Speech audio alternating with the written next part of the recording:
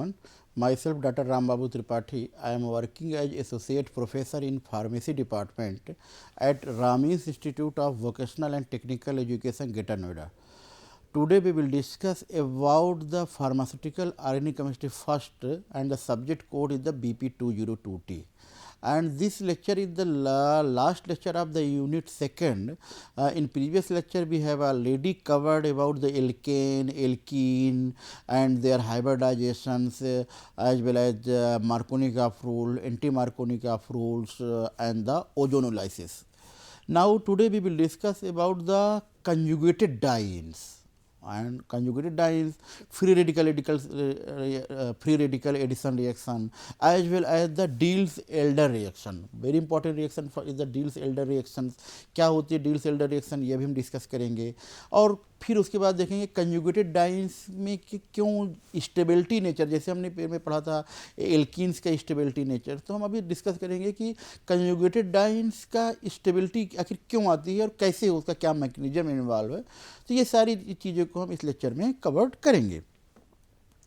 तो before starting the lecture, first I will introduce the dienes. Dienes means those compounds which are containing more than one double bond. यानी अगर आपके compound में एक से ज़्यादा डबल बॉन्ड है तो आप उसको क्या बोलेंगे, डाइन. अब ये एक से ज़्यादा डबल बॉन्ड की पोजीशन के बेसिस पर आपको डाइन्स का क्लासिफिकेशन किया गया है.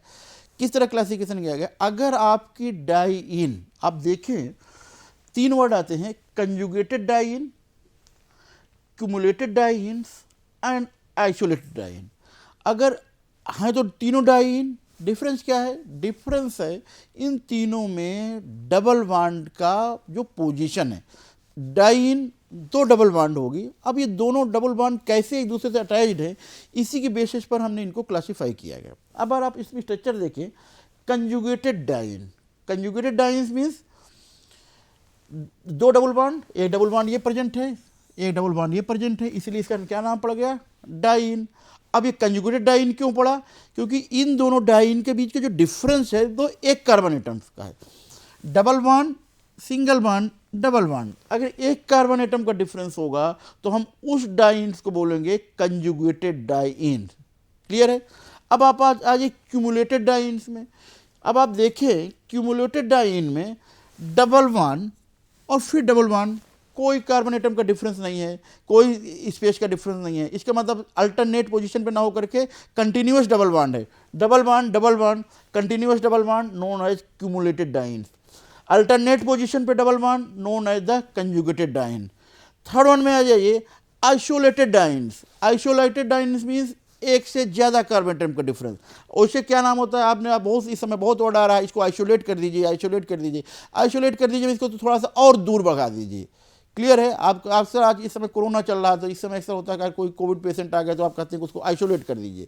आइसोलेट तो सेम आप वहाँ से अगर इस एग्जाम्पल को देखें तो आइसोलेटेड डाइन्स मीन्स वो डाइन्स का जो कार्बन के बीच का जो डिस्टेंस होगा वो और ज़्यादा होगा in compare to other dienes. तो अगर यहाँ पर दो डाइन्स था, conjugated dienes and cumulated diene, और कंपेयर करें इसमें आइसोलेटेड में, तो आइसोलेटेड में जो पोजीशन हो जाती है वो दो कार्बन, सिंगल कार्बन एटम की. क्लियर है. तो पहले तो आपको ये क्लियर होना चाहिए कि डाइन्स क्या है. डाइन्स मीन्स पहले तो इन क्या है, वो कंपाउंड जिसके पास डबल बॉन्ड प्रेजेंट है उसको हम क्या बोलेंगे, इन. एक से ज़्यादा डबल बॉन्ड प्रेजेंट है तो हम उसको क्या बोलेंगे, डाइन. अब ये डाइन, ये दोनों डबल बॉन्ड किस तरह से अटैच्ड है, इसके बेसिस पर हम इसको बोलेंगे कंजुगेटेड, क्यूमुलेटेड एंड आइसोलेटेड. और इन तीनों में क्या डिफरेंस है, कंजुगेटेड अल्टरनेट पोजीशन पे double bond, single bond, double bond, alternate position यानी एक का डिफरेंस. क्यूमुलेटेड कोई डिफरेंस नहीं, कंटिन्यूअस पोजीशन में. आइसोलेटेड दो का डिफरेंस. ये डिफरेंस है आपके तीनों तरह के डाइन्स में. अब क्वेश्चन एराइज होगा कि अब हमें बेसिकली क्या करना है, हमें कंजुगेटेड डाइन्स पे फोकस करना है, क्योंकि आपके सिलेबस में कंजुगेटेड डाइन्स दिया हुआ है. तो अगर हम आप देखें कि क्या, पहले तो आइडेंटिफाई करें क्या ये जो स्ट्रक्चर बना हुआ है क्या ये डाइन्स है. अगर डाइन्स है तो कौन सा डाइन्स है. तो अगर आप इसमें देखें तो आप इसमें देखते हैं तो क्या है, double bond, single bond, double bond. आप देखें एक कार्बन एटम के डिफरेंस ये आपके पास डबल बॉन्ड प्रेजेंट है, इसका मतलब दो डबल बॉन्ड, डाइन्स. कौन सा डाइन, कंटिन्यूअस नहीं है, आइसोलेटेड भी नहीं है, इसके मतलब अल्टरनेट पोजीशन पर है, double bond single bond double bond, this is the conjugated dance. अब ये कंजुगेटेड डाइन्स है, तो ये कंजुगेटेड डाइन्स क्यों इतना स्टेबल होते हैं, अभी हम देखेंगे स्टेबिलिटी का नेचर क्या होता है। वो कम स्टेबिलिटी का जो मेजरमेंट करते हैं, हम मेजरमेंट करते हैं डेल्टा एच से। जिस कंपाउंड का डेल्टा एच की वैल्यू जितना ज़्यादा होगी, यहाँ पे अपोजिट है, ज़्यादा है कम स्टेबल है, कम है ज़्यादा स्टेबल है। क्लियर है। तो हमें क्या करना है, ये कई रीजन है स्टेबिलिटी के। तो पहला जो रीजन है due to presence of resonance. अभी रेजोनेंस आप डिटेल में पढ़ेंगे। रेजोनेंस होता है, मोस्टली होता है डीलोकलाइजेशन ऑफ पाई इलेक्ट्रॉन। जब पाई इलेक्ट्रॉन अपने आप को डीलोकलाइज्ड करके ये स्टेबल फॉर्म में कन्वर्ट होते हैं, इसीलिए हम क्या बोलते हैं इसको, रेजोनेंस। अब आप इसमें देखें तो दो 1,3 ब्यूटाडाइन बहुत अच्छा एग्जांपल है आपका कंजुगेटेड डाइन का। 1,3 ब्यूटाडाइन का जो भी कार्बन एटम्स है, वो सारे कार्बन एटम्स को कौन से हाइब्रिडाइजेशन में, अगर ये आपको पहचानने के लिए क्वेश्चन आ जाए तो हम क्या बताए थे हाइब्रिडाइजेशन पहचानने के, प्रीवियस क्लास में ऑलरेडी डिस्कस किए थे। अगर हमारा कार्बन एटम के दोनों तरफ सिंगल बॉन्ड है तो वो क्या होगा, sp3 हाइब्रिडाइज्ड। कार्बन के किसी भी साइड में अगर डबल बॉन्ड है, चाहे इधर डबल बॉन्ड प्रेजेंट हो चाहे इधर डबल बॉन्ड प्रेजेंट हो, वो क्या होगा, sp2। कार्बन के किसी भी साइड पर ट्रिपल बॉन्ड प्रेजेंट हो, चाहे सेकंड साइड हो चाहे आपके राइट साइड हो, वो क्या होगा आपका sp। कार्बन के दोनों तरफ अगर डबल बॉन्ड है तो वो भी हो जाएगा sp। यहाँ पर कार्बन के दोनों तरफ डबल बॉन्ड है तो sp। इसका मतलब अगर क्यूमुलेटेड डाइन में बात करते हैं, ये वाली डाइन का कार्बन देखा जाए,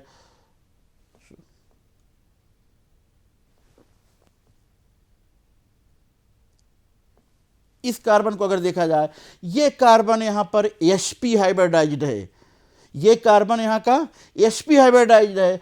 क्यों, इसके दोनों तरफ डबल बॉन्ड आ गया। अदरवाइज बाकी जो आपके डाइन्स हैं उनका कार्बन जो है वो sp2 हाइब्रिडाइज्ड है। तो sp2 हाइब्रिडाइज का जो p ऑर्बिटल्स है वो sp2 में चूंकि p ऑर्बिटल्स होता है, वो p ऑर्बिटल्स आपस में क्या बना लेते हैं, रेजोनेंस। इसीलिए रेजोनेंस की वजह से आपका कंजुगेटेड डाइन्स की स्टेबिलिटी बढ़ जाती है।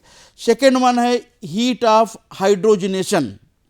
हीट ऑफ हाइड्रोजनेशन जो होता है, higher the heat of hydrogen less stable. और हीट ऑफ हाइड्रोजनेशन हम किस मेजर करते हैं, डेल्टा एच में। अगर हीट ऑफ, अब आप देखें कंजुगेटेड डाइन्स की जो heat of hydrogen -54 kilo calorie है, आइसोलेटेड की 60 है, क्यूमुलेटेड की 70 है। इसका मतलब उल्टा अपोजिट याद रखना है, सबसे ज़्यादा हीट ऑफ हाइड्रोजन किसका है, क्यूमुलेटेड डाइन्स का। क्यों हीट ऑफ हाइड्रोजन, अगर उसका रीजन देखें तो उसका जो कार्बन एटम है वो है आपका sp हाइब्रिडाइज्ड। यहाँ पर जो कार्बन एटम है वो sp2 है। तो अगर इनका हीट ऑफ हाइड्रोजन निकालते हैं तो क्यूमुलेटेड का 70 आता है, कंजुगेटेड का कितना आता है, 54। इसीलिए वो कंपाउंड जिनका हीट ऑफ हाइड्रोजनेशन, और हीट ऑफ हाइड्रोजनेशन का सिंबल क्या होगा, डेल्टा एच। जिस कंपाउंड की डेल्टा एच वैल्यू जितनी कम होगी वो कंपाउंड उतना ही ज़्यादा स्टेबल होगा। क्लियर है। पहला heat of hydrogenation, second one आपका क्या है, सेकेंड क्वेश्चन आएगा आपका हीट ऑफ हाइड्रोजनेशन का। नेक्स्ट है आपका कौन सी रिएक्शन देगा आपका कंजुगेटेड डाइन्स। कंजुगेटेड रिएक्शन में डाइन्स में कौन सा रिएक्शन होगा डाइन में। अब आप देखें, एक कंजुगेटेड डाइन्स है, इसमें HBr का हम अगर रिएक्शन कराते हैं, HBr और एक HBr, अब आप देखें HBr H प्लस और Br माइनस बनाता है, यहाँ पर भी H प्लस और Br माइनस बनाएगा, इसमें कोई डाउट नहीं। अब अगर आप इसमें देखें, एक में जो प्रोडक्ट बन रहा है, जो एडिशन हो रहा है, 1-2 एडिशन हो रहा है। 1-2 एडिशन मीन्स आप फर्स्ट और सेकंड पोजीशन पे डबल अटैच हो रहे हैं, और दूसरे में क्या हो रहा है, 1 और 4 एडिशन हो रहा है। अब ऐसा क्यों हो रहा है, इसका मतलब कंजुगेटेड डाइन 1-2 प्रोडक्ट भी देंगे और 1-4 भी देंगे। अब 1-2 1-4 कैसे डिटरमाइन करेंगे, अगर हम आप इसके नंबरिंग करते हैं, अगर यहाँ से भी नंबरिंग करें या इधर से करें, दोनों बराबर पोजीशन अगर है, first second third fourth, first second और थर्ड फोर्थ, ठीक है। इधर से नंबरिंग करेंगे तो फर्स्ट सेकेंड थर्ड और फोर्थ। तो चूंकि आपकी ये जो 1-2 एडिशन है इसमें नंबरिंग किधर से की गई है, इधर से की गई है, ठीक है। इसमें नंबरिंग कहां से की है, इस कार्बन एटम से की गई है। तो जब इस कार्बन एटम से नंबरिंग करते हैं तब आप देखिए 1-2 एडिशन, इसका मतलब एक या तो फर्स्ट पोजीशन पे एडिशन होगा या तो सेकेंड पोजीशन पे एडिशन होगा, यानी 1 और 2। अब हमें डिसाइड करना है, आपके पास दो है, H+ भी है और Br- भी है। अब H+ कहाँ जाएगा, Br- कहाँ जाएगा, इसके लिए आपने क्या कहा था, अब आप देखें H+ कहाँ पर जा रहा है, यहाँ पर, और Br- कहाँ पर जा रहा है, यहाँ पर। इसका मतलब कौन सा रूल फॉलो हो रहा है, मार्कोनिकॉफ रूल। मार्कोनिकॉफ रूल क्या कहता है कि प्लस पॉइंट वहाँ पर जाएगा, लेकिन यहाँ पर रूल तो ही फॉलो हो रहा है, लेकिन अगर देखा जाए तो मार्कोनिकॉफ रूल अनसिमेट्रिकल एल्कीन में है, लेकिन प्लस पॉइंट कहाँ पर जा रहा है, यहाँ पर, और माइनस पॉइंट कहाँ पर जा रहा है, यहाँ पर। इसके बाद इस प्रोडक्ट को क्या बोलेंगे हम, 1-2 एडिशन। अब आप नीचे आ जाइए, 1-4 एडिशन। 1-4 नंबरिंग यहाँ से फर्स्ट पोजीशन पे या तो एक अटैचमेंट और सेकंड, थर्ड और फोर्थ पोजीशन पे अटैचमेंट। अब आप देखें फर्स्ट पोजीशन पे H आ रहा है और फोर्थ पोजीशन पे Br आ रहा है, यहाँ पर भी CH2 प्रेजेंट है और यहाँ पर भी CH2 प्रेजेंट है। इसका मतलब जो कंजुगेटेड डाइइन्स हैं उनका रिएक्शन, जो एडिशन रिएक्शन होगा, पहली बात तो एडिशन ही देंगे, सब्स्टिट्यूशन इसलिए नहीं देंगे क्योंकि इसके पास डबल बॉन्ड प्रेजेंट है। डबल बॉन्ड है तो एडिशन रिएक्शन देंगे। एडिशन देंगे तो अब आपके पास अगर ये अकेला बॉन्ड होता, सिंगल बॉन्ड होता, डाइइन्स नहीं होते, तो हम कौन सा रूल फॉलो करते, मार्कोनिकॉफ रूल। अगर पेरोक्साइड प्रेजेंट होता तो एंटी मार्कोनिकॉफ रूल। HBr के लिए हमारा दोनों rule, Markovnikov, anti Markovnikov, otherwise जो डिपेंड करता है क्या हमारे हाईलाइट कौन सा है। यहाँ पर HBr है, यहाँ पर अब हमें सेकंड कौन सा प्रोडक्ट बनेगा, इसको डिस्कस करने के लिए हम नेक्स्ट स्लाइड में आते हैं। सेम मैकेनिज्म है, इलेक्ट्रोफिलिक एडिशन रिएक्शन है। क्यों इलेक्ट्रोफिलिक एडिशन रिएक्शन है, अब आप देखते होंगे इलेक्ट्रोफिलिक, इलेक्ट्रोफाइल, यानी क्या बनेगा, H+ Br-। इलेक्ट्रोफाइल वहां पर जाएगा जहां पर इलेक्ट्रॉन की उसके पास ज्यादा अमाउंट में इलेक्ट्रॉन प्रेजेंट होगा। क्यों, H+ आपका इलेक्ट्रॉन डिफिशिएंट कंपाउंड है, क्लियर है। तो इसके ये भी दो प्रोडक्ट बनाएगा, 1-2 एडिशन और 1-4 एडिशन। अब आप देखें 1-2 एडिशन का जो रेशियो है वो 70% है। 1-2 एडिशन का जो प्रोडक्ट है वो 70% के करीब है, और 1-4 का है वो 30% है। इसका मतलब कुछ ना कुछ तो इसमें मैकेनिज्म इन्वॉल्व ही होगा, कुछ ना कुछ तो कंट्रोलिंग मैकेनिज्म होगा जिसको कंट्रोल करता होगा कि भाई आपको, जैसे वहाँ पर क्या था, मार्कोनिकॉफ में प्लस माइनस या कार्बोकैटायंस बनते थे, एंटी मार्कोनिक में फ्री रेडिकल बनते थे, इसी तरह यहाँ पे एलाइलिक कार्बोकैटायंस बनेंगे। कौन सा कार्बोकैटायन बनेगा, एलाइलिक कार्बोकैटायंस, यानी जो फेवर होगा एलाइलिक कार्बोकैटायंस का। याद रखिएगा, अभी हम आपको नेक्स्ट स्लाइड में डिस्कस करेंगे कि एलाइलिक कार्बोकैटायंस क्या है। अभी तक हमने सिर्फ कार्बोकैटायंस पढ़े थे, फ्री रेडिकल पढ़े। अब हमें क्या देखे थे, यहां पर एक नई टर्मिनोलॉजी आ गई एलाइलिक कार्बोकैटायंस का। तो जो एलाइलिक कार्बोकैटायंस है वो कंट्रोल करते हैं कि आपका प्रोडक्ट 1-2 एडिशन बनेगा या 1-4 एडिशन बनेगा, एक फैक्टर। अब आप आ जाइए सेकेंड फैक्टर पे। दो तरीके का प्रोडक्ट बनता है, एक प्रोडक्ट होता है जो थर्मोडायनेमिक कंट्रोल प्रोडक्ट होता है, एक प्रोडक्ट होता है kinetic control product.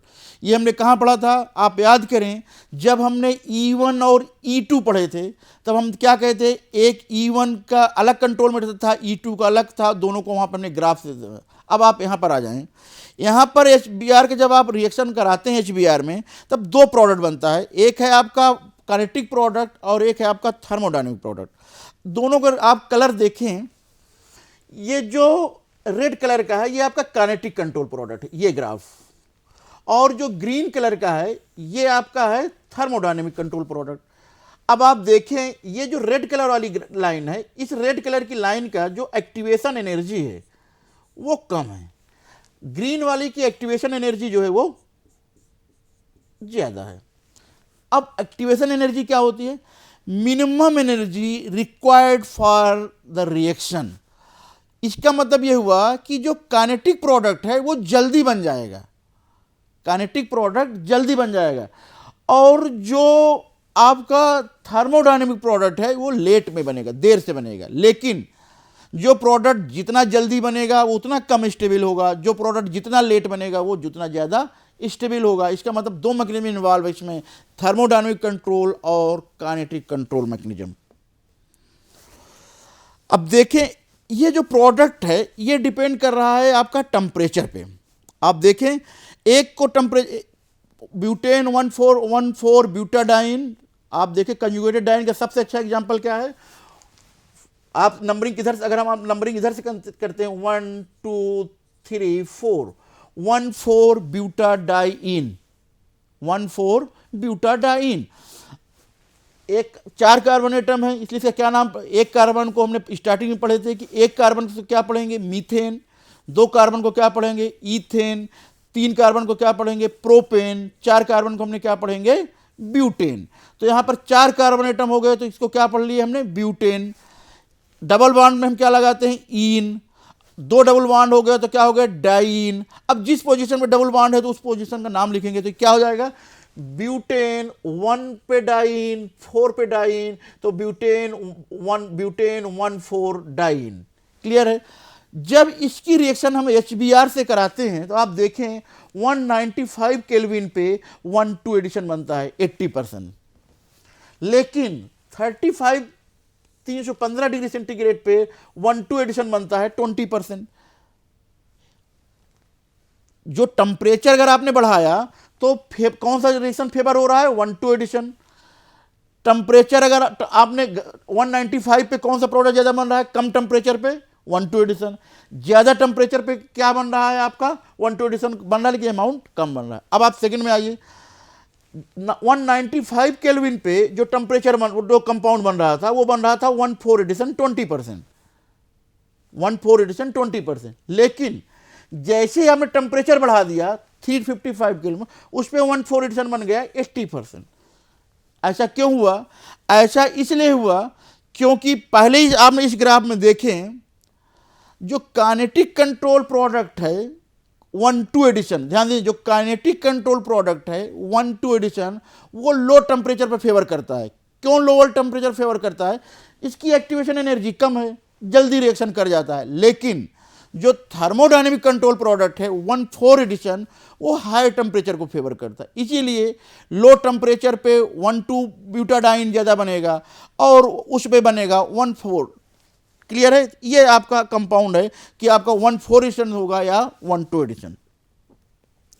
Next one है आपका, इस मेंशन था deals Alder reaction. Deals Alder reaction बहुत इंपॉर्टेंट रिएक्शन है, और ये मोस्टली आपको जो रिएक्शन देंगे जिनके पास कंजुगेटेड डाइन। तो पहला क्वेश्चन क्या है, ये वही कंपाउंड देंगे जो कंजुगेटेड डाइईन्स होंगे। डाइईन इसीलिए क्या बोलते हैं इनको, डाइईन। डाइईन 2 डबल बॉन्ड, और डाइईन को हम डाइनोफाइल्स बोलते हैं, ठीक है। और डाइनोफाइल को बोलते हैं क्योंकि ये क्या होते हैं, इलेक्ट्रॉन्स लवर होते हैं। अब आप देखें डील्स एल्डर रिएक्शन में क्या हो रहा है, कंजुगेटेड डाइन्स में एक एल्कीन रिएक्ट कर रहा है। अगर हम इसको रिएक्शन देख, ये क्या है, ये CH2 double bond CH2, reaction तो यही है। हमने यहां पर क्या सिंबल कर दिया था, लाइक दिस। तो ये क्या है, CH2 डबल बॉन्ड CH2। ये क्या है, 1 2 3 4, 1,4 ब्यूटाडाइन।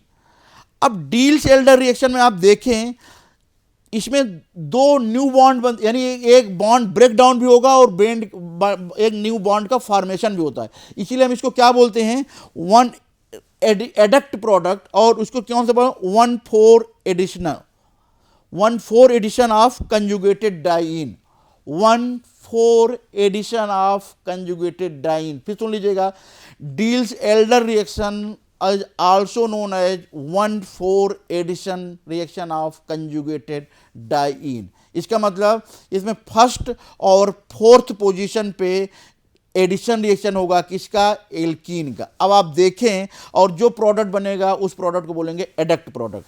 अब आप देखें, फर्स्ट सेकेंड थर्ड और फोर्थ, ये दोनों ये बॉन्ड इधर शिफ्ट होता है, तो ये बॉन्ड इधर शिफ्ट होगा, तो ये बॉन्ड इधर ब्रेक, ये बॉन्ड इधर शिफ्ट हो जाएगा, तो ये वाला डबल बॉन्ड कहां पर आ जाता है आपका, सेकेंड और थर्ड पोजीशन पे।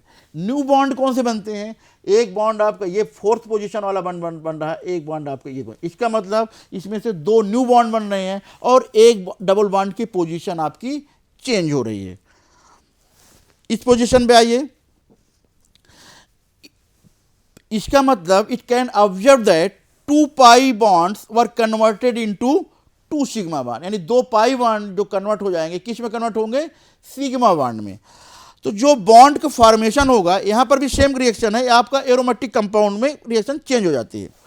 अब आप देखें, इसी कुछ कंडीशन रिक्वायरमेंट है, डाइन्स की कुछ कंडीशन है। पहले बताया गया था रेजियो सेलेक्टिव और स्टीरियो सेलेक्टिव, अब हमें थोड़ा सा अब हमें भी स्टीरियो सेलेक्टिव में आता है। Dienes must be conjugated to participate Diels Alder reaction. Clear है कि डाइन्स को हमेशा कंजुगेटेड होना चाहिए अगर आपको डील्स एल्डर रिएक्शन में पार्टिसिपेट कर रहा है। यानी अगर ये कहा जाए तो क्या कोई, अगर सपोज करिए कोई एल्कीन्स ये है CH2 डबल बॉन्ड CH2, क्या ये एल्कीन के साथ डाइन्स बनाएगा? नहीं बनाएगा। 2 एल्कीन ज्वाइंट होकर डाइन्स प्रोडक्ट नहीं बनेंगे। क्यों बनेंगे? क्योंकि ये एल्कीन कंजुगेटेड नहीं है। तो पहला क्वेश्चन है कि वही डील्स एल्डर रिएक्शन देंगे जिस एल्कीन में या जो एल्कीन कंजुगेटेड होगी। क्लियर है? अब आ जाइए सेकेंड क्वेश्चन में। अब ये डाइन्स या तो सिस फॉर्म में होगी या तो ट्रांस फॉर्म में होगी। फिर सुन लीजिए, या तो डाइन्स सिस फॉर्म में है या तो ट्रांस फॉर्म में है। अब यहां पे क्वेश्चन अराइज होगा, कौन सी डाइन आपका डील्स एल्डर रिएक्शन देंगे, सिस फॉर्म वाले या ट्रांस फॉर्म वाले? तो जरा आप स्ट्रक्चर देखें, तो जब ये स्ट्रक्चर है सिस कन्फर्मेशन का और ये स्ट्रक्चर है आपका ट्रांस का, ठीक है। अब ये राइज होगा कि ये सिस ट्रांस क्या है? अगर सिमिलर ग्रुप या एटम्स, सिमिलर ग्रुप या एटम्स अगर एक ही साइड पे अटैच हैं तो हम उसको बोलेंगे सिस फॉर्म। सिमिलर और ग्रुप या एटम अगर दोनों अपोजिट साइड पे अटैच हैं तो हम उसको बोलेंगे ट्रांसफॉर्म। अब इसका मतलब जब हम स्टेबिलिटी पढ़ रहे थे तब हमने ये भी देखे थे, cis form is less stable in compare to trans form. एक रीजन ये भी, सिस फॉर्म लेस स्टेबल है इन कंपेयर टू ट्रांसफॉर्म। क्यों? सिस फॉर्म की तरफ स्टेरिक हिंड्रेंस होता है, उसको वो अनस्टेबलाइज करता है। और अगर ये आपने देखा होगा, कोई भी चीज़ अगर अनस्टेबल है तो इसका मतलब वो अपने आप को क्या करेगा? वो स्टेबिलिटी की तरफ ले जाएगा, और स्टेबिलिटी की तरफ ले जाएगा इसका मतलब वो क्या करेगा? वो किसी न किसी के साथ वो रिएक्ट करने की कोशिश करेगा। तो जब वो किसी के साथ रिएक्ट करने की कोशिश करेगा, इसीलिए इसका मतलब cis form less stable in compare to trans form. तो सिस क्या है ये आपको पता चल गया कि similar functional group attach on the same side, ठीक है। फिर ट्रांसफॉर्म क्या है? Similar functional group attach on the opposite side. अब कौन सी इसमें डील्स एल्डर रिएक्शन देंगे? सिस फॉर्म वाले डील्स एल्डर। अगर आप दोनों के डबल बॉन्ड के बीच की डिस्टेंस देखो तो सिस फॉर्म की डिस्टेंस आ रही 2.5 एंगस्ट्रॉम और ट्रांसफॉर्म की डिस्टेंस आ रही 3.7 एंगस्ट्रॉम। इसीलिए सिस फॉर्म वाले डील्स एल्डर रिएक्शन देंगे लेकिन ट्रांसफॉर्म वाले डील्स एल्डर रिएक्शन नहीं देंगे, क्योंकि उन दोनों के बीच में गैप जो है वो बहुत ज़्यादा है। तो पहला कंडीशन डील्स एल्डर रिएक्शन में होगा क्या? Dienes combined with alkene adduct product बनाएगा, 1/4 एडिशन होंगे। कौन सिस फॉर्म ट्रांसफॉर्म में कौन से देंगे कौन से नहीं देंगे वो शायद इस स्लाइड से आपको क्लियर हो गया होगा। नेक्स्ट क्वेश्चन दे रहा है, अगर आपके पास with electron withdrawing group attached है, किसके साथ? डाइन्स के साथ, इलेक्ट्रोफाइल्स के साथ। अगर आपके पास electron withdrawing group attach है तो इलेक्ट्रॉन विद ड्राइंग ग्रुप आपका रिएक्शन को तो चेंज करेगा लेकिन कोई बॉन्ड के फॉर्मेशन को, पैटर्न को वो चेंज नहीं करेगा। मीन्स यहां पर क्या अटैच है? साइनाइड। यहां पर क्या अटैच है? कुछ भी नहीं अटैच है। इसका प्रोडक्ट क्या बन रहा है? इसका प्रोडक्ट बन रहा है ये 1/4 एडिशन। इसका प्रोडक्ट क्या बन रहा है? ये 1/4 एडिशन। प्रोडक्ट में कोई चेंज, पैटर्न वही है, कोई चेंज नहीं। इसके मतलब ये C1 इलेक्ट्रॉन विड्रॉइंग ग्रुप के हो, C1 इलेक्ट्रॉन को अपनी तरफ अट्रैक्ट करता है। विड्रॉइंग फंक्शनल ग्रुप केवल रिएक्शन को एसिलरेट करता है, यानी रिएक्शन को स्पीड को बढ़ाता है, इसके अलावा इसमें कोई इफेक्ट वो नहीं डालता। क्लियर है? तो अगर कोई इलेक्ट्रॉन विड्रॉइंग ग्रुप लगा हुआ तो पैटर्न वही होगा, 1/4 एडिशन ही होगा, प्रोडक्ट वही सेम बनेगा, बस केवल रेट ऑफ रिएक्शन जो वो चेंज आएंगे। अब नेक्स्ट है, आपने देखा होगा एलाइलिक और रीअरेंजमेंट। एलाइलिक कार्बोकैटायंस हमने पढ़ा था। एलाइलिक और विनाइलिक होते क्या हैं? एलाइलिक और विनाइलिक डिपेंड करेगा आपका कार्बन की पोजीशन पे। अब आप देखें, जो विनाइल कार्बन, अगर हम विनाइल ग्रुप बोलते हैं तो विनाइल ग्रुप कौन सा है? CH2 डबल बॉन्ड, CH2 यानी डबल बॉन्ड के जस्ट वाला कार्बन, यानी ये डबल बॉन्ड और उसके बाद ये वाला जो कार्बन है वो कौन सा है आपका? Vinylic carbon. इसका नेचर क्या है? sp2 hybridisation. एलाइल क्या है? ये डबल बॉन्ड के बाद का जो कार्बन है वो कौन सा कार्बन? एलाइल, और इसका नेचर क्या है? sp3 मीन्स एलाइलिक कार्बन वो कार्बन है जो जस्ट एडजेसेंट, जो कार्बन कार्बन डबल बॉन्ड के कार्बन का बगल में जो कार्बन है वो कौन सा है? एडजेसेंट, वो आपका एलाइलिक कार्बन है। यानी पहले तो आपको आइडेंटिफाई करना पड़ेगा डबल बॉन्ड के जस्ट अटैच कार्बन कौन सा है? विनाइलिक, और उसके बाद वाला जो कार्बन है वो क्या है आपका? एलाइलिक। तो पहले ये आपको आइडेंटिफाई करना चाहिए, आना चाहिए कि विनाइलिक कार्बन क्या है और एलाइलिक कार्बन क्या है। तो यहाँ से शायद आप आइडेंटिफाई कर लेंगे। अगर डबल बॉन्ड के, इस डबल बॉन्ड के जो बगल वाला कार्बन, यहाँ पर क्या होगा? ये कार्बन आपका एलाइलिक है और ये कार्बन आपका विनाइलिक है। अब इनका अगर हम स्टेबिलिटी देखते हैं तो जो एलाइलिक कार्बन एटम है ये क्या होते हैं? ये रेजोनेंस स्टेबलाइज्ड होते हैं। और ये बनते कहाँ पर हैं? मोस्टली एलाइलिक कार्बन एटम जब आप SN1 और SN2 रिएक्शन होती है तो उस SN1 और SN2 रिएक्शन में आपको एलाइलिक कार्बन एटम बनेंगे। तो वहाँ पर अब आप देखें तो इसमें होता क्या है? इसमें एलाइलिक शिफ्ट होता है। एलाइलिक शिफ्ट क्या होता है? अब आप अगर देखें, ये आपका एलाइलिक कार्बन एटम है। क्यों एलाइलिक कार्बन एटम है? क्यों एलाइलिक कार्बन एटम इसलिए है क्योंकि ये यहाँ पर ये डबल बॉन्ड, ये आपका विनाइलिक कार्बन है और विनाइलिक कार्बन के बाद वाला कार्बन कौन सा है? एलाइलिक। अब जब एलाइलिक कार्बोकैटायंस बनेगा, यानी यहाँ पर आपका पॉजिटिव चार्ज आ गया, तो जब एलाइलिक कार्बोकैटायंस बनेगा तो अब आप देखें ये आपका कौन सा कार्बोकैटायंस है? ये कार्बोकैटायंस प्राइमरी है, ये रोटेट करके कहाँ पर आ जाएगा? डबल बॉन्ड यहाँ पर। तो इससे क्या हो जाएगा? Secondary allylic. इसका मतलब कि प्राइमरी से अपने आप को कहाँ कन्वर्ट कर लेगा? सेकेंडरी की तरफ। तो एलाइलिक कार्बोकैटायंस रेजोनेंस स्टेबलाइज्ड होता है। और ये आपने एलाइलिक कार्बोकैटायंस कहाँ पर पढ़े थे? जहाँ पर हम लोग प्रोडक्ट डिसाइड कर रहे थे कि प्रोडक्ट आपका 1,4 एडिशन बन रहा है या 1,2 एडिशन बन रहा है, वहाँ पर हम क्या बनता था? Allylic carbocations. क्लियर है? तो इस तरह से इस ओवरऑल यूनिट्स में हमने जो स्टडी किया था टोटल लेक्चर्स में, हमने आपको पता चल गया होगा एल्केन्स, उसका हाइब्रिडाइजेशन, एल्कीन उसका hybridization, formation of pi1, formation of sigma 1। फिर आपने देखा होगा कि एल्केन्स की आपने हैलोजिनेशन रिएक्शन, जो एल्केन्स की जो हैलोजिनेशन रिएक्शन थी वो थी आपकी इलेक्ट्रोफिलिक या न्यूक्लियोफिलिक या फ्री रेडिकल। तो आप क्या आइडेंटिफाई करेंगे? जो एल्केन्स का जो सब्स्टिट्यूशन रिएक्शन था वो था आपका फ्री रेडिकल सब्स्टिट्यूशन, जो एल्केन में, जो मीथेन में पढ़ा था। फिर उसके बाद आपने एडिशन में आए तो एडिशन में आपने दो तरह के एडिशन पढ़ा, इलेक्ट्रोफिलिक और फ्री रेडिकल। तो जो एल्कीन का जो मार्कोनी का रूल HBr का एडिशन था वो इलेक्ट्रोफिलिक एडिशन था। जो आपने एंटी मार्कोनी का रूल पढ़ा वो आपका फ्री रेडिकल था। फिर सेम आपने पढ़ा डाइन्स और कंजुगेटेड डाइन। तो ठीक है, इस तरह करके इस यूनिट को हम लोगों ने कंप्लीट करके unit. Thank you so much.